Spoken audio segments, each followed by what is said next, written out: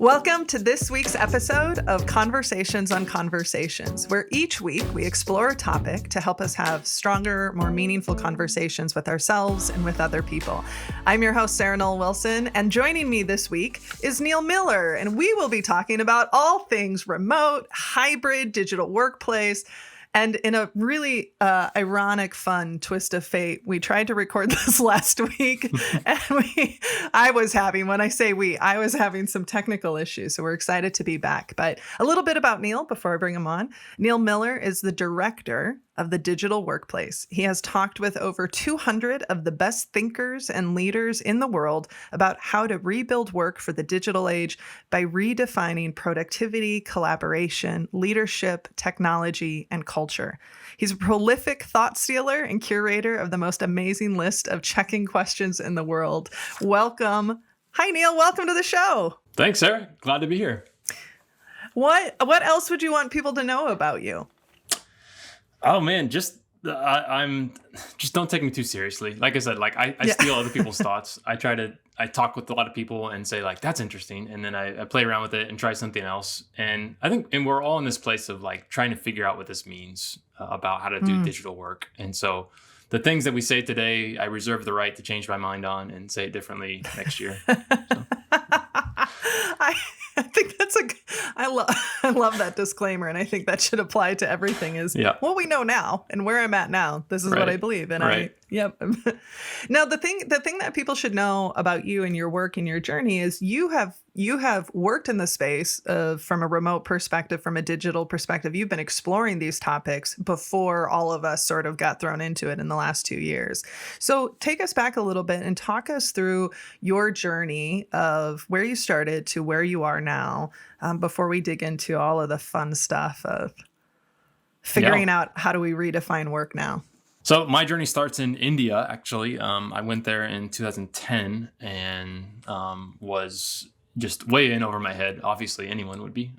They're trying to figure out how to do business, how to do work, and really enjoyed the experience a lot, but was also in a stressful place to figure out, okay, well, how are we going to make this work? I ended up working with some of the software companies that were based in Chennai and really enjoyed that work, had a lot of fun, but had young kids and we're really missing the grandparent effect. And we're looking forward to bringing that back into our lives. And so we decided to move back to my home in Indiana. And so pretty much just said to all the companies I was working with, they're like, hey, it's been fun. I'm packing up, leaving. See you later. But a few of them said, well, let's try to make this work. Let's see if we can extend this a little bit longer. So that was my first experience into remote work, was trying to maintain those relationships and the work I was doing for those companies from the US while they were all in India. So I was, it wasn't even a distributed company. It was still very much an in-office company. I was which is familiar for a lot of people. I think that's how a lot of companies get into this, or used to get into it, was they just had one person that moved away they didn't want to lose. So they tried to figure out how to make it work. Yeah, no, that's a really great point. And there's so many areas that I hope that we'll have time to explore, because, if we would have been talking about this 3 years ago, the percentage of people impacted by thinking about how do I not only just set up a company for remote work or for hybrid work, how do I lead it? And then as team members, how do I work within it, would have been much smaller. And obviously we all know that over the last couple of years, many of us were put into a situation to figure it out much faster. What, as you think about, well, let me start here, because when you were talking about working in a place that was largely office centered, when I think about my last organization that I worked for, it was the same sort of situation. We had a small group of people who were, in the field, they were the field people, the sales people, all of that. And one of the things that was a constant struggle then was just that idea of how do we include people? How do we make sure that communication was accessible and equitable? I don't think that I thought of it as an equity thing back at the time, but I understand it now that when we have have groups of people who don't have, full access to the information, whether it's formal or informal. That creates inequities. And so, I'm curious, what have you observed from your perspective of the shift of where were we pre-pandemic? What were some of the, obviously the big shifts we saw during the pandemic, and what are the things you're observing now? I know that's a really big question. No, it's great to point out that like salespeople have been like the original remote employees for a long time. Field sales, like they're on the go and out there, and they don't have access. They're not in those meetings. They're not there. And if they maybe get a memo later on that summarizes what happened, like that's it. So to bring it back to the other use case, I would say is also one for talent. Before was similar to what I talked about. Like somebody moves away, you don't want to replace them, or you feel like you can't replace them, so you're going to make some accommodations for those things. But in both those situations, for the most part, the office, the nucleus in the office, the people there could pretty much just say like, hey, we'll try to send something here or there. Maybe we'll get something out. But in a lot of ways, it was still like, hey, this is a perk. This is a good thing that you get to do. Yeah. So you got to deal with the bad stuff that comes along with that. And that's where I see the big difference in how companies are responding now. We're talking 2022, is that there are still many executives that still have that mindset, which says that if you're going to work from home, you're the one that needs to accommodate. Because the rest of us we want to be back in the office. We all love it. We're all going to be better together. We're all going to be doing all this stuff. And if you want that, and if you want to, there's always this tinge of like, you're being a little bit lazy. Like if you really wanted to advance your career, you'd come back to the office. If you really want to do all these things. So there's that side of, I hear that from people. And then there's the other side, which says, no, like we do need to figure out how to be, like you mentioned, equitable to everybody, and realize this is not just a perk. This is how we want to work. This is, if we want the best talent out there, we have to change our systems. We have to change the way that we work and rebuild the way we do collaboration, the way we do leadership to push forward. So that's the key difference I see right now is that difference in perspective of, is remote work just like, oh, this is what the kids want now. We got to accommodate for them, those damn millennials, this kind of stuff. But it's like, no, like we're the ones making the decisions now. So trying to figure out the best blend of that. Yeah. Well, and you and I have had countless conversations just about the fact that work hasn't worked for a lot of people for a really long time. Yeah. Right. How it's structured, the limitation of autonomy, right, over your time.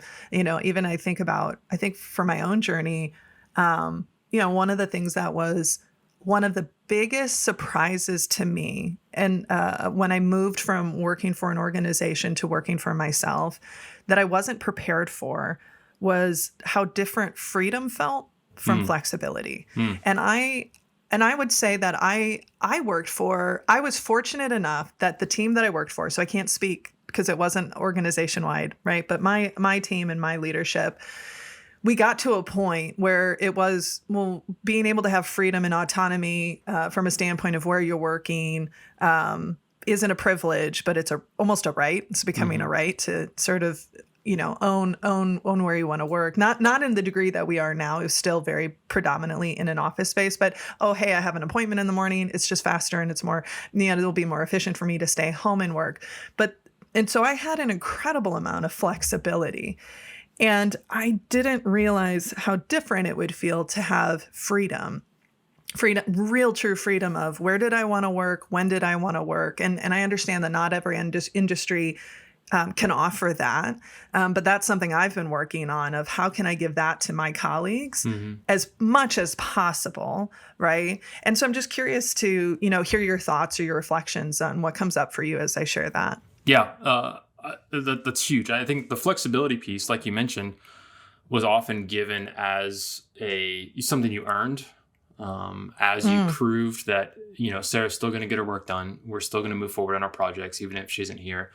And that's not something you prove like 1 week. Like it takes many years to build up that kind of trust in the typical office setting to do that. And so to move into a place now where it's like, as soon as you hire somebody and they're apart from you and you're not checking in on them every hour to figure out what's going on, you kind of have to start with that trust. And that's not an easy thing to do for people who are not used to that.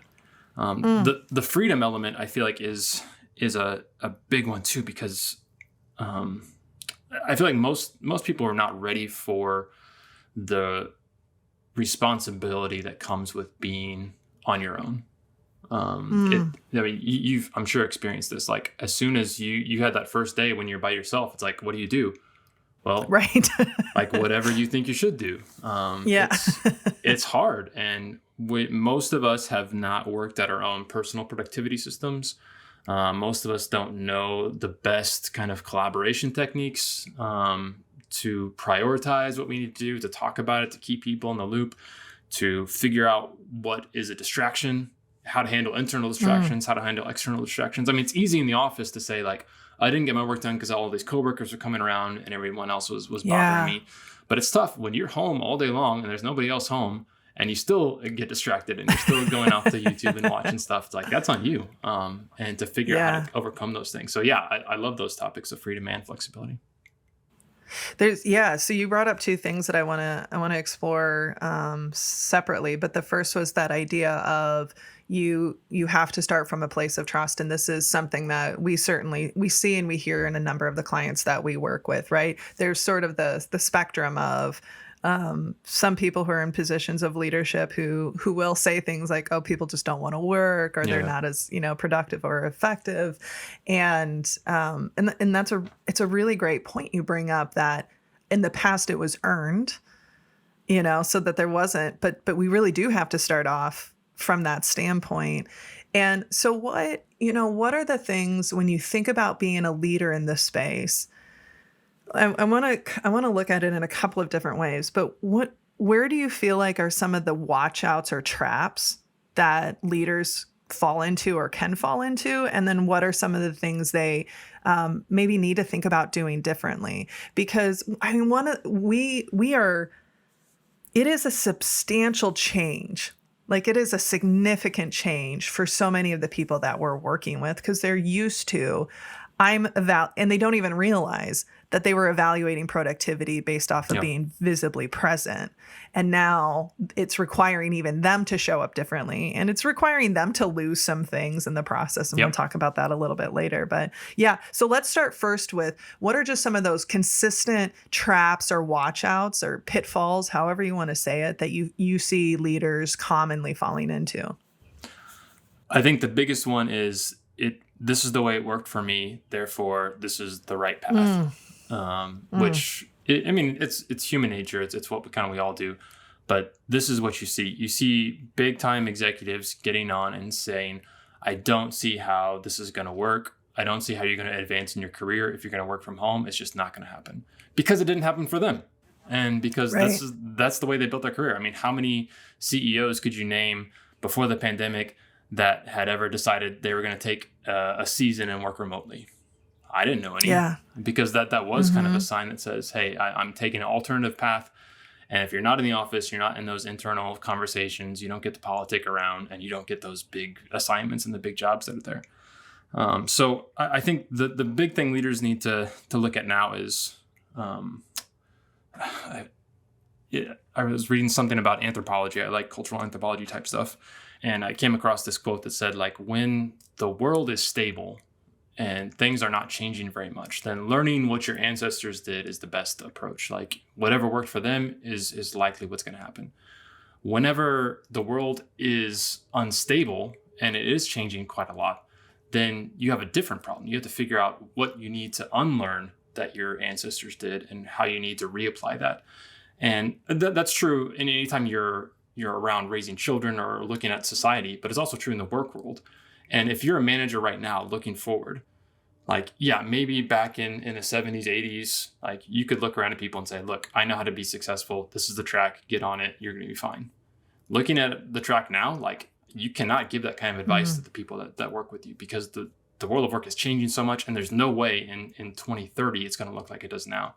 So trying to drop a lot of those specifics about this is how you be successful, and figuring out what you need to unlearn and what you need to relearn coming up. I think that's the biggest trap in the mindset for most leaders to get out. I think when it comes down to like day-to-day interactions, the productivity question is the best one. I'd love it whenever the first question to me is like, well, how do I make sure that my people are doing things and being productive? It's like, yes, that's exactly what I wanted you to ask, because my question is, how did you know they were doing it before? Right, exactly. I do the same thing. Like, well, so tell me how you measured it before. Yeah. Well, I mean, Well, KPIs usually what I meant with. We don't know. Mostly it was because you just looked up and people were chatting or had their heads down and typing something. That was the metric for whether or not people were being productive. It's like, well, that was a pretty bad metric. So let's come up with something else. Right. And then that pushes the discussion to say like, okay, maybe we can actually judge productivity not based on what time you showed up. Were you 5 minutes late today? Therefore you're a bad worker. No, like, did you actually get something done today? And how are we judging that? What kind of metrics do we have around that? And then that just opens up a whole new world to say like, there are many ways to judge productivity, and we're probably using terrible ones right now. And if we can just improve those slightly, man, how much better would that be? Not just for your business, but for people's lives and how we do work. So those are some of the easy traps. Right. No, I appreciate that. Let's go. I want to go back to the first one from that standpoint of when things are stable, because I think that's a really interesting frame to think about, or perspective of, hey, when things are stable, like, keep doing what you're doing. I think we are in the biggest disruption. I mean, certainly we're in the biggest disruption I've ever experienced in my career. And it might not be in my lifetime, because who knows what's going to happen. But we are, somebody was like, I'm kind of done being in historical moments. Like, I just need a breath. But two things that came up for me as I was hearing you talk. One is, one of the things we are huge proponents of is adopting and embracing experimentators mindset, like embracing experimentation, because the world is adapting and adjusting so quickly, and all of our norms got ripped out, if you will. And so that's one piece of it, is that the change is it was always inevitable, but the pace and the rate, and now it's not even just change, it's the uncertainty, it's the complexity. And then you add on to the fact of, well, I had another thought, and I'm going to see if I can catch her. It always comes back at some point. It will come back, and it'll either make sense and be brilliant, or it'll just come back and it'll just say, hi, there you are. But, but also, so thinking about that from the standpoint of the fact that, again, I mean, I do say this lovingly and from a place of hard truth. Work hasn't worked for a lot of people for a really long time. And we have been given this gift. I think it's a strange way to say it, but we've been given this gift to rethink and think about work differently. And that connects to that second point you were making from the standpoint of, productivity and engagement. And, when you were mentioning earlier, most of us have never had the opportunity or the time or the privilege to really understand and explore, when am I at my best? Because we know we all have different circadian rhythms. We all have different times when we're more productive, right? Some people are very much morning people. I can crank out, if I am just wired and it's 9 o'clock at night, the amount of emails and work I can get done between 9 and 11:30 is remarkable. And really rethinking these rules, because that's one of the things that, when we've done things a certain way for so long, it's really easy for us to see them as the only way or the rule, instead of just a possibility. And so I'm a big proponent when I'm talking to people like, well, is that a rule or is that just a possibility? And, how do we rethink this? When you think about with everything that because this is your world. You think about this every day. You're talking about it. You're researching. You're connecting with people. You're working with companies. What would you love to see the future of work look like? Man, that's a big question. It's something I have given a lot of thought to. And like, I see all these things like remote work, discussions about 4-day work weeks, hybrid work. These are all like stepping stones for me. Like, where are we actually going towards? What's a more like, what's the ideal future that we're trying to get to? Because if we don't think about it, the future we're going to is faster, better, cheaper, like just more. If we look back to like people who talked about, I did a lot of research into length of work weeks, in the past. And the idea that the 5-day work week is something we created. Like it wasn't just set in stone. Like it's only been there for about 70 years or so. It used to be very typical that it was a 6-day work week for workers. And this even was like the 6-day work week came from the Industrial Revolution. And we had to figure out like how to bring people in and time them on their work and all these types of things. It's like, okay, people back then, when they kind of were making changes and realized working people for 7 days in straight was not good. Not because these people were necessarily just good-hearted folks, but they were making mistakes. They were sleeping on the job because they were exhausted, and it was just bad for business to work people 7 days a week. So they went down to 6. And then Henry Ford comes in, and he has a complicated history, but he moved things down to 5 because he felt like that was also better. There were less mistakes, and people could focus in more. And that's when we were doing more manufacturing-type jobs. Today, a lot of people are in knowledge positions. And knowledge positions is not the same as just going out there and working for 8 hours with your hands. Most people probably only have about 3 or 4 hours of really great productive work that they're doing a day. And the rest is just kind of filler that falls in. So for me, if we step back and look at like, what is that ideal future that we want to get to? I mean, we'll have different perspectives, but I think we'd all agree like working less would be great. Like I would love to see a future where like we just don't have to work as much, and people still had all their needs met, and we could all kind of be in a place where, there's still going to be things to do. We're humans. We love to solve problems. We're always about that. But like doing less of that for your survival would be a much better place. So when I think about like where all these conversations are leading towards, that's what it is for me. Is like, how can we still do great things, still enjoy what we do, but really try to decouple it from the need for survival, the need for tracking hours, those types of things. So that's my heart in it. No, I appreciate that language, and and that point you made of if we aren't clear, or at least haven't taken some time to imagine what we're moving towards, one, we might miss an opportunity to move towards it much more quickly and much more intentionally. And, or it just becomes variations on the themes we're experiencing right now. I mean, I sometimes I joke, and it's not joking. I talk to my team and I go, how do we get down to like 2.5 days? Yeah, for sure. Like, how do we, or to be much more, I don't want to say seasonal, but there are times when there are busy times and there are times when there's slow and there's quiet times. And that, I'm glad that there's the 40-hour work week, because it's, to your point, it was better than the 6 or the 7 day, but that's still a social construct. And, and one of the things that I think about, and I don't remember if I'd shared this story with you before or not.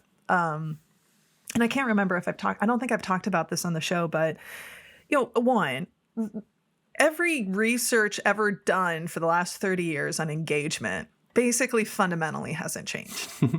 Gallup and all of their surveys are, 25% is actively disengaged. This much, I forget what the numbers are, but they basically haven't shifted. And one of the things I was really interested in when I was getting my master's was rethinking and just starting to play with, well, how can we think differently about work, and how can we think differently about productivity and challenge the norms? And I was fortunate, at the time I was fortunate, and then it ended up not being fortunate. But at the time I was fortunate that they let me run an experiment. And I was managing a team that was responsible for processing licensing contracts. So it was very routine. It was very numbers driven, right? We had so many contracts that needed to be reviewed a day, and we had all of those ROIs that we had to hit. And what I was interested in was if we set a stretch goal of, if they were supposed to complete 15 contracts a day, let's say the goal was 17 or 18, but whenever they finished it, they could leave for the day, regardless of how early they got it done. Yeah. And no surprise, what we found is that the vast majority of people were actually able to hit that number. They were, right? The focus was much higher. The distractions were much lower, because what was on the line was their time, Yeah. their time with their family, time to run errands, time to do whatever. And team members loved it because they're like, I love that I have something to work for that's actually really meaningful for me. And they felt good and right, but unfortunately it got pulled because, leadership was like, well, if they can do that much in 6 hours, they That's should be the able to do 2. I was like, question. no, but you're Yeah, missing the that is point. it, You're yeah. missing the point. And how do we? And again, I know this isn't going to be possible for every industry. And I think that's some of the criticism I hear too, is like, well, we can't do this over here. Well, our world is, I mean, it's not about like, equality isn't about same, right? Like we aren't going to all be working in the same way. So I understand there are some industries that might not be able to function in this way, but is you talk about being like so much of our workforce is knowledge workers, right? It's moving to the creative and design and that it takes a different kind of energy. It takes a kind of different thinking. And what does it look like to really shift to a place of just output based off of what you're creating versus the hours you've worked? Yeah. That's something I keep trying to experiment with, for the team. I mean, it's not, I can't play in that by those rules yet, just because when you're the founder, you have a lot to manage. But my goal is always like, I don't want you to work more than 32 hours. And if there's weeks where you're working less because you were able to get it all done, great. Like, I don't need you to clock in. I trust you and the work is getting done. Therefore, and I just can't help but wonder, we see the results of the companies that are moving to 4-day work weeks. And just for people listening, I'm personally not pro 4 10-hour days. Right. Yeah. Because again, to your point, what research consistently shows, it's like 3.5 hours that we're truly productive. And we're just filling the rest of the time with BS meetings or tasks or whatever the case is. But what would be possible, not just for work, but just for our world, if we had more time to be in community together, if we had more time to recover, if we had more time to, contribute to the community in a different way. And I really appreciate your language of decoupling from our survival. Yeah. Because right now, you largely have to work in order to survive. That's how our system is set up. Yeah. And that's a big shift to make. Like, I don't know. I always... I'm definitely like a nerd in many ways, and so I like sci-fi, and so I think back to like Star Trek, and if you catch some of the reasons why these people are going off on these crazy adventures in space and exploring things, they're not doing it for monetary value. They're not going out there and trying to figure out what they can mine, what they can do. If you catch some of the things they say, especially like in the Next Generation episodes, it's because they've said, hey, we fixed everything at home. Like, we did it all. Like, we stopped. We reached a peak in our society, and we said, like, we were great. Let's start combine our assets to try to actually build things. And if you look just at our planet and all the other problems we're facing, like, so much of it just comes from this insatiable need for more. And like, what if that insatiable need for more shifted from money into time? You said, like, I got to have as much time as I want, so I can just do the things that I want to do and do stuff. And we can put, like, money becomes like, oh yeah, sure, we can throw that in. We can build spaceships. We can travel around and do whatever we want. But yeah, to say like that's really what we should be valuing more is the time we get. And people still do cool stuff. Like, you saw it during the pandemic. You saw it during lots of other things. Like, if you just give people space and say, hey, here, your needs are met, like, go out. No. Some people are just going to sit around and do nothing. Cool, that's fine. But a lot of people are still going to like say, well, I got to solve something. I got to do something. I'm going to try something new, explore something new. So I'm real excited about that. Yeah, yeah. And, and it makes me, just think about and wonder about, what are we missing? What are we missing because we're such a culture of grind and hustle? What are we missing because of, right? This gets into a much bigger conversation about capitalism and all of that. But again, I go back to, we have been gifted this opportunity to start to rethink and to reimagine and to create something new and different. And, and I'm speaking from my experience, there are times when it can be easy to maybe question whether it's worth it or wonder, can we still be successful if we do it differently? Those are things that come up for me of, well, shoot, are we going to be as sustainable as we could be if people aren't working as many hours. And then I just go back to, nope, like a company for humans, from my perspective, is a company for humans. And that means time for rest and time for, being able to think and explore and to create. When you think about, we talked a little bit about some of the traps. Let's just look at the world we're in right now, right? And so stepping back from I think the vision that we would both have of just like, how do we work less, or how do we work and have more time for more important things? But the reality is now that this is our structure, and so many organizations have moved to hybrid because it's almost, it's a non-negotiable in a lot of industries because workers are demanding it, which I'm here for. What are some of the best practices? Like, what are the things that are non-negotiables as we think about moving to a more distributed workforce, whether that's hybrid, whether that's virtual?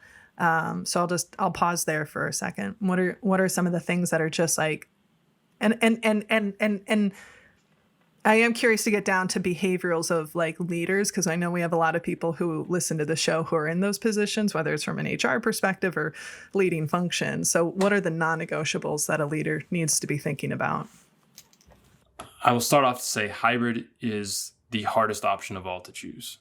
It is the most, I would like, if you're just going for like, I just want my business to keep going, like, call everyone back in the office. That's going to be much easier. Yeah. And if people don't want to do it, fine, let them go. Find the people who want to work in the office and just roll with that. You have this other side of completely distributed virtual work, which if you look back at companies who have really succeeded in this, I would say that most of them got their start maybe 10 years ago, 2010, 2012 or so is when you start to see the founding of some of these large 1,000+ person companies that are completely distributed. Now, when I say completely distributed, they still use physical space from time to time, whether it be on a flexible arrangement or they still get together. Like they were hosting like, offsites once or twice a year. They're still meeting together. So don't hear that as like they're never together. They're always just at home. But those companies have been working on that model and reached a level of maturity, I would say. That they have playbooks out there. You can follow them. It takes a lot of adjustment to get to, but that's like a model out there. Hybrid is new. Like no one's tried to do both these at the same time for the same people. That there have been flexible work arrangements for some people. Some people may be working part-time or some other things, but it's been largely like, hey, the office is the center. If you want to get back, you got to be at the nucleus. You got to be here and know where things are. To try to do that and also have all these digital tools that you're using around is really tough. So I would say if you really want hybrid to be sustainable, you have to find a way to move the office out of the nucleus position and start to look at all these digital tools that you have, whether it be collaboration, project management, your kind of core systems, make those the central source of truth. And everything else happens around them. And then you add your office back in as a feature, as just something else that's like, by the way, we also have an office we can use. We can get together for meetings. We can figure out what's better to do in person, team building, and certain forms of collaboration. It does benefit from that extra layer of being in person, but not seeing it as the default nucleus and seeing it as, hey, this is a feature we get to use when we need it. Not the assumption that that's where the central source of truth is. I think that's the core thing that if companies really want to pursue this and do it well. The other option is you do hybrid for a couple of years. People get upset. They get frustrated. The in-office people continue to do their own thing. And then people outside the office are left behind. And then people get mad and somebody finally is going to say, all right, enough of this. No more letting the kids run the show. The adults are back in here. We're getting back. Come back to the office. We're doing that. That's like what's going to happen with a lot of companies over the next couple of years is they're not going to do it well. And then hybrid and remote and digital is going to get blamed for it. And then they're just going to call everyone back and force them there. Yeah. I can definitely see that happening. And that shift of, Even the language and the visual of where's the nucleus, what's the core, where does the core business operate from? Because as long as it's from the physical office, it's always going to be like it was back when, I was talking earlier of, well, how do we adapt what we're doing to include the few people or whatever the case it's always is, an accommodation at that point. It's always it's always an accommodation. And instead of, and I love that reframe of, it's almost like, think of yourself as a, remote first, and then, and build the systems and structures from that place. And then I really appreciate that reframe. And I'm with you. I think that what I see is the companies that are surviving or thriving in this environment, even though it is still a lot of things that are new for them to figure out how they communicate, are ones that made a more abrupt step away from the physical office than the ones that are, no, this is who we are, and we're just going to do it this, for this long or this long. And, and there's a lot of, and it's like living in two different worlds. Yep. But it's being managed by people who largely only knew one world. Yep. And so the preference and the priority won't be for the digital space. But and it's such a missed opportunity, and I smiled a little bit when you said, and digital will get blamed when it doesn't work. And it's like, it totally will, instead of our inability to adapt and adjust and try new things. So it's like, hey, remote's not working. Like, people are excited about it before, but it's just not sustainable. We can't do it. And same, like, remote's the problem. Remote's not the problem. It's just the way that you've set up your business, your collaboration practices, the way you interact with each other, the way you measure productivity, like, all that's based in the office. And if that's still your nucleus and you're trying to work from outside, it's not going to work. Yeah. Yeah. Who are the companies you think do it really well? You alluded to it, and you had said, like, there's some playbooks. Who are the companies you think do it really well? Several come to mind. Zapier's been there from the beginning. GitLab has been there from the beginning. Doist. I was just at a conference this last week, and a lot of these companies were there that have sizable teams. Again, you're not talking about like 20-person startup type thing. We're talking about like 1,000 plus. Automatic, the people who make WordPress, they've been distributed. Now, this brings up an interesting point, is that most of those companies did not start with a mission to advance the cause of distributed work. They started like Automatic was started because people were building WordPress as an open source project. And by nature, open source means a lot of people contributing it from all over the world. And so they just started this thing and figured out all these ways to collaborate and move on. And they said, let's make a company out of this. And it just was not practical to say, everyone who's been working on this, we're going to hire you and bring you into an office. So they just kept the way it was, and it was working. Zapier was a side hustle that people were doing. These 4 guys in Missouri, and they were doing something else, but it just kind of evolved. And by the time they just started hiring people, but they didn't quit their other jobs that were going on. And again, they get to about 10 people. They're around the country, and then they want to focus only on this. And it's like, well, it doesn't make sense to start a new office. Like that's the way a lot of these companies got started. And specifically that open source nature of a lot of these things, and that dreamy nature of a lot of these things, like, has impacted the conversations around remote work, because now these are the thought leaders. Matt Mullenweg, CEO of Automatic, huge believer in open source, which affects everything else he does too. Like, it affects his views about transparency, and it affects his views about how to treat people fairly, and it affects his view about culture and other people he works with. So it's kind of nice, the fact that the people leading the conversations about these topics, like, had just by default also had this other value set they're bringing in, which just is about the value of work and the value of looking at different people and seeing things as an open source, and we're all in a big project together. So that's a great thing, I think. Yeah. No, I appreciate you sharing those. I know I'd been following GitLab for a while, and it's a massive company that is, so whenever people are like, oh, well, that doesn't work when you're more than, well, no, I mean, because I understand I'm a company of, 3+ a slew of contractors. That's not scalable. I mean, that's not the same as, say, we have 500 or 800 or 1,500 team members.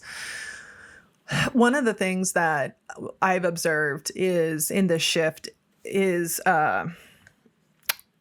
interactions and communications have become so much more transactional, even more so, right? Because we're missing the moments of seeing each other on the way to the break room or stopping by and asking. And so I feel like that's a lot of the work that we've been doing with leaders is we were always doing the work of how do we be more intentional in building stronger relationships. It's just become, I feel like, even more critical now because there's this I don't want to say an over-reliance on technology, but just, again, the adapting to it is it's become so much more transactional instead of building in these moments of building relationships. And I would argue that companies are being led by people who may not actually be very skilled at building relationships. Right. They're good at getting the job done or they're good at setting the strategy, but building that kind of intimacy, if you will. Mm-hmm. And so I'm curious, what do you see organizations that do it really well? Because one of the number one things that we hear is,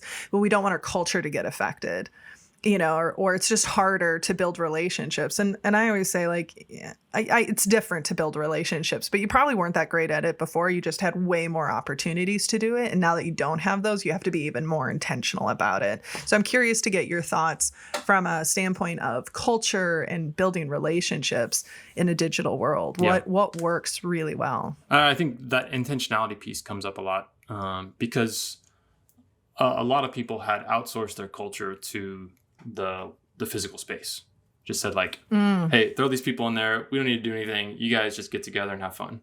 And it kind of works. Like sometimes. Yeah.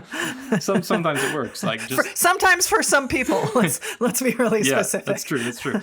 And so we said, like, we had this culture in the office. Well, like, yeah, a few people had some positive feelings about what was going on. Yeah. You weren't doing anything. Like, maybe you paid for drinks every once in a while, but that's about the extent of what you were doing to encourage culture. So on one side, it's about being intentional. It's about figuring out what happens. I work a lot with people in India, so we don't physically see each other a lot. It's very rare that happens.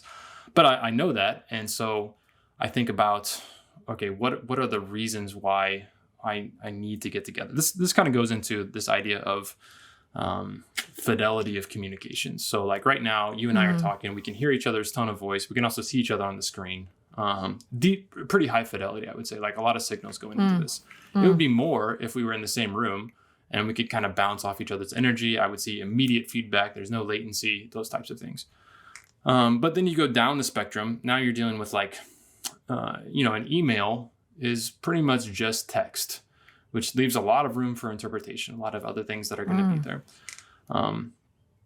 Whenever you're thinking about the nature of these kind of synchronous formats that we have, where we have to be together at the same time, that means that we had to schedule this. We actually had to schedule this twice. So there's a lot of effort that goes into those things. We have to think about it a lot. I have to clear my schedule. We have to work on this. I have to be prepared to come to it. So there's a lot more energy that comes to these things.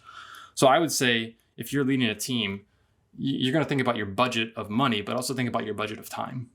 We've talked about time a lot. So if you're leading a team, Sarah, and you only get, over the course of the next month, you're going to have 1 hour together. Like, what do you want to do with that 1 hour? What would be most important for you? That's a real question. Are you asking me that question to actually answer? Yeah. No, I was writing it down. Yeah. When I think about my team, are you going to do status updates? My heart says no, but then I know that there may be a status update time. I mean, if I only got to talk to my team members, boy, I would hope and would want to just know, how are you doing? Yeah.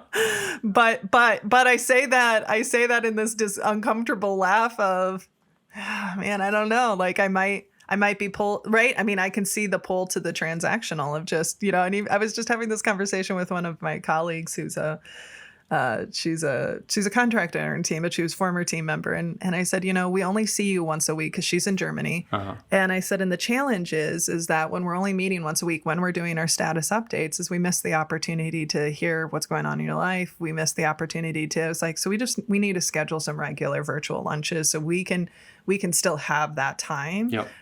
Because I that's important to me and it's important to us in our relationship. But it always is truncated when we only have an hour together. Yeah. You got to That's what comes up for me. Yeah. You have to prioritize that time that you get together.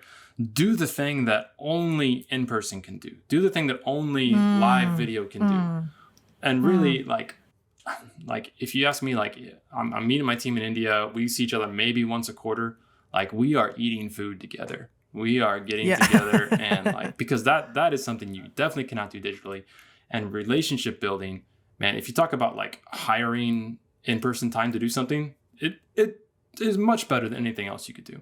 So prioritizing those things and saying like, okay, once a week, we're going to get on and just play games together or just chat or just use these check-in questions and just kind of get to know each other a little bit better, because that's the only thing, or that's what this in-person synchronous time does best. Now, status updates, it's decent at, but so is our other asynchronous lower fidelity forms, like doing a form or doing a post in a channel, or just putting all that information somewhere else. Like that gets the job done. Like it does it fine for the most part. If you want to have a deeper discussion about it, you may need to get into it more. But so when it comes to like the idea of culture and how do you build that, is you have to take advantage of these forms, and don't put people in a situation where, man, they were on Zoom meetings all day long and here's one more to do some culture bit. No one's going to want to come to that. But if I look at my schedule and I only have like 4 or 5 meetings set there every week that are recurring, and one of those is the game time I get with my team, then yeah, for sure. Like I'm going to look forward to that and be excited about that. It's I think that's a really great gift that you just gave me, and also hopefully for our audience, is to think more intentionally about do the thing that only in person can do. Yeah. And, and I felt this yesterday. I was joking with my husband. I said, I feel like I've been on videos just talking all day long. Yep. And then was getting together with a friend, and I just was, can we just go for a walk and do a phone call? I don't want to be sitting here in this spot anymore. It's exhausting. And, and also from, one of the things that we think about and talk about from a learning perspective and a memory perspective is that one of the challenges of being in a remote setting is that if my environment isn't changing, the stimulus around me isn't changing, which makes it harder for us to retain and remember when did that happen, right? Versus if we are, in a physical space, it's like, oh yeah, no, I remember you brought in brownies, and I have this like sensorial memory. And so how can we try to create some of that? And that idea of, like when you were talking, when you are together with your colleagues, because I'll hear this from some clients as well. When we do get in person, it's so energetic and it's so magical, and so we would want that all the time. And it's like, well, no, part of the reason why it is so magical is because you don't have it, and so now it's special. Yeah. And because it's special, it's memorable, or it can be memorable, and it can be. I think about even my team, for example, we're all going down to a conference together in New Orleans, and we're renting this amazing Airbnb house. And yes, we're there to work, and we're also there to really spend good time together. Yep. So it is, where are we going to eat? Yep. What are the things we want to do? How do we want to be really intentional with our time together? That isn't just, we're going to be at this conference and speaking and meeting people, and but if you being all come back really to the intentional. Room and you're just working on emails all the time, like you've missed out. Like that was awesome. You had this chance to be together and to go out and do things and to stay up late and have fun and Yeah. What one of the things we'll do for people who are listening, because one of the things I really appreciate about the work that Neil has done is just created such a library of depth of resources, of recommendations, because that point you made of, if I'm on calls every single day, then it makes it harder. And so that's another area we see people struggling with, is that shift to asynchronistic communication and collaboration, and how it's important to figure out where can we get more efficient. That's not just another meeting. That's not just another space on the calendar, right? Yeah. And so that we can free that up so that when we are together, we're more present and we're not exhausted. So we'll be sure to share the link to your website and And the other thing is, if you're listening to this and you're thinking, where are we at on our journey? Can you just talk a little bit about the 5 levels that you've created through your research of identifying where you are as an organization? Because that was incredibly helpful for me as I think about where we are on our journey and also where we can go. So I'd love to have you share that with the audience. This is a great example of thought stealing. This came from Matt Mullenweg. We talked about from the CEO of Automatic. He used it to talk about like some distributed work principles of different layers that you go through. And so I adapted that into just full out digital work. Like when it comes to building a digital workplace, which means a workplace that doesn't have the office at the center. Like, what does that look like? And recognizing it's not just a shift you make overnight. It's a process and it's a level thing. We came up with these 5 levels and did an assessment about it. The assessment's not like super scientific. It's just a couple benchmarks from other companies that we've interviewed and talked to, recognizing where they are in their journey, the types of things they're focused on, how they measure their productivity, how do they think about leadership, how do they think about culture, and saying, okay, if you can answer these questions in this way, you're probably at these different levels. And like if we say like a level 1 is just you're still very office centric. Level 2 is like what we like to call a holding pattern, where you've taken off the plane's in the air, but you're just circling around, waiting to land again, or trying to figure out, hey, this is a little bit uncomfortable, trying to figure out where to go next.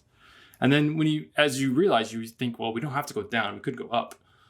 So then that opens up levels 3 and 4. Level 3 is more just saying, this is actually nice. Like we could actually do some things with these tools that we have, and they could make work better. So starting to see a few of those advantages. Level 4 is when you're really trying to re-optimize. You really start to rebuild all your systems around values like time and values like intentionality and values like treating people like humans. Is when you can really look back and realize that, okay, we have this paid time off request, but like the old system was not working that well, just to give people 2 weeks off a year and to measure that in that way. And so to push that to another level and say, okay, what would it look like if we extended that? Or what if we looked at if we didn't track that at all?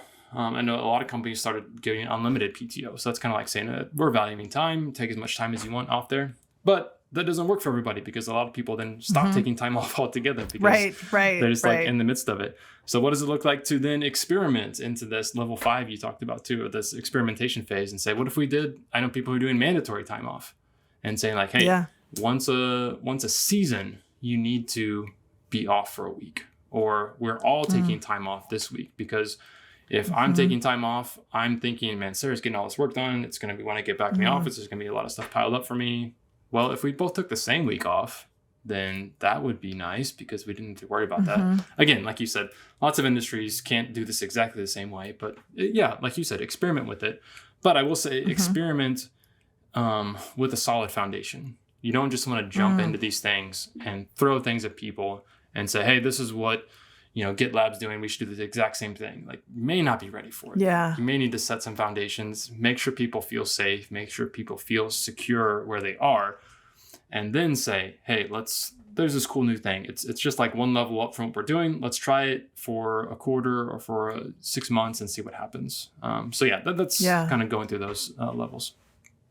No, that's beautiful. And, and again, well, that's all on your website. And I definitely encourage people to just take the assessment as a place of even just exploring of, oh, okay, that's interesting. I hadn't thought about that. Because I think one of the things that I see and I experience myself is sometimes if you don't see what could be possible, it's hard to even imagine what it could look like. And, and I feel like we're constantly having moments of, oh, that's sometimes it's a little bit like, oh, duh, like that makes so much sense. But because we've never experienced it before or seen it or heard about it, it's hard for us to imagine the possibilities. And boy, we have such an opportunity. We just have such an opportunity. I really hope that in 2030, work does look different and that it isn't just sliding back to more of the same. And even if it's not collectively, that we have enough of a momentum and movement going. And it's not, it's not always going to be comfortable. I mean, that's the thing with experimenting is sometimes it takes energy. And I appreciate your point of make sure you have a good foundation, because if we're already shaky and we keep like shaking it up more, we do need a little bit of stability to say, okay, where are we going to? and not from a, we always joke with people when we talk about experimenting. We're not talking about, scientific standards here, but just let's try this for a couple of months and let's see, and then let's adjust, and we're constantly going, well, let's just try this, and then let's see, and if we rotate too far, then we adjust, and that's what we do. But we don't adjust right away. We give it some space. Definitely. Yeah, I would just encourage people to just remember, this is hard. This is not easy. To make this transition, especially when it comes. We've talked a lot about how we collaborate together. Like I'm throwing terms at you like fidelity and asynchronous versus synchronous, and where is that going? What kind of context is going with that, and what kind of access do people have to that things? Like, we're not used to that. I'm just used. People in the office are just like, hey, I just say what I want to say, and people who are around me get it. Like, that's fine. It takes a lot of work now. Like with my team, whenever I want to tell them something very important, I'm typing out a lot of stuff. I'm creating a Loom video to talk through it, to share it. I'm sending that ahead of time. I'm maybe scheduling a calendar meeting to discuss that. I'm asking them to put their comments on the document before the meeting so that we're using that meeting time to get in deep. And then I'm documenting that meeting afterwards, talking about decisions, putting that up into more of a very durable wiki type thing. Like, this is not easy stuff. This is not what we're used to. But it is kind of required to work at a great level. So don't be discouraged if it's like, this, like, I thought it was going to be fun and easy, and we all have these lovely nomad lives. Like, it still takes a lot of work, and it's a lot of muscles we're not used to working. Right. I mean, the habits, it will feel laborious because we aren't used to working in that way. That's what, when we're working with, people building relationships virtually, is it's going to feel inauthentic, and it may feel inauthentic, and it may feel like it's going to take more time just because it isn't the norm. But again, staying anchored to the bigger purpose of, but long term, what can it gain us, and how do we stay anchored to that? But and pace it, because especially now as humans, we're so fatigued from decision fatigue and uncertainty, and so pace yourself, and that can be tricky too, when you might have people who are like, let's get there, and other people who are just like, whoa, let's slow down. Neil, I want to be really thoughtful of your time. Before we wrap up, I want to ask you the question we ask everyone, which is, as we think about this idea of having conversations, and I so appreciate this conversation. But about you personally, what is a conversation you've had with yourself or with someone else that transformed you?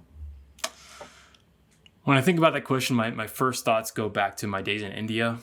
And I was actually like in between roles and jobs. I'd been fired twice for like the first time in my life. It was like very upsetting for me, trying to figure out what had happened, and tried to do something new, and tried to do something on my own, which I also had never crossed my mind, to try something like that. And that conversation, which is familiar to what we're talking about now, of just like, what's likely to happen? Like, what's the worst that's going to happen? Like, what does this look like? Do other people do this? Yeah.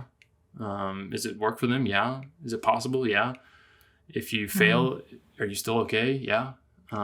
So like being willing to like step out of all those doubts and that kind of bubble of doubt that surrounds most of us in our work lives, and experiment, and just to say like, what happens if I step out of this? And it's not that bad, and it's not as hard as you think it's going to be. And so that conversation I had with myself, 12 years ago, was very formative for me to be like, I'm much less afraid of what the future will hold and what will happen than I used to be. So I'll always remember that conversation. Yeah, I love that. Thank you, Neil. Appreciate that. And thanks for coming by a second time. Yeah, let's do it again next week. Huh? Yeah. 8:30, same time, same channel. Yeah. For people who are listening to this and who want to connect with you and who want to learn about, the work that you do or how you might be able to support their journey, what's the best way for people to connect with you? So like thedigitalworkplace.com is where all of our resources are. Neil Miller on LinkedIn. Twitter is not too hard to find. But yeah, those places are where you can find me. Yeah, perfect. And we will, again, put those all in the show notes. Neil, thank you so much. I always leave our conversations expanded and thinking differently. And excited to be on this journey with you to rethink what looks like in the future. So thank you. Me too, Sarah. It's always nice to connect with you. I really appreciate your work and how you are moving forward the cause of work where you are, and I'm just cheering you on from my home in Indiana too. Thank you. Our guest this week has been Noll Miller. One of the things that I'm really taking away from is that part of the conversation near the end when we were talking about how to spend time, and he offered that perspective of do the thing that only in person can do when you have that opportunity. Because I think there's definitely a huge opportunity for us in our work and even in supporting our clients to think differently about that. And we want to hear from you. So if there are things that resonated or things you have question about, please reach out to us at podcast@sarahnollwilson.com, where you can find me on social media, where my DMs are always open. And if you'd like to find out more about our work and how we can help support your team to have conversations that matter, check us out at sarahnollwilson.com. And if you haven't yet, please pick up a copy of my latest book, Don't Feed the Elephants, wherever books are sold. We have an audio book will be coming soon. And if you'd like to support the show, which we certainly appreciate all the supporters we have through listening and downloads, but if you want to go a step further, consider becoming a patron. You can visit patreon.com/conversationsonconversations, where not only your financial support will sustain this podcast and the incredible team that makes it possible, but you'll get access to some pretty great swag and additional insight and access to information. And if you haven't already done so, please rate, review, and subscribe to the show. You can do this on iTunes, Spotify, or other podcast platforms. This helps us in getting the word out and continuing to bring on amazing guests like Noll. And I want to just give a huge shout out to the team that makes this podcast possible. You get to see and hear my voice, but there's a whole team behind me. To our producer, Nick Wilson, sound editor, Drew Noll, transcriptionist, Olivia Reinert, marketing consultant, Caitlin Summit Nelson, and the rest of the Snowco crew, thank you.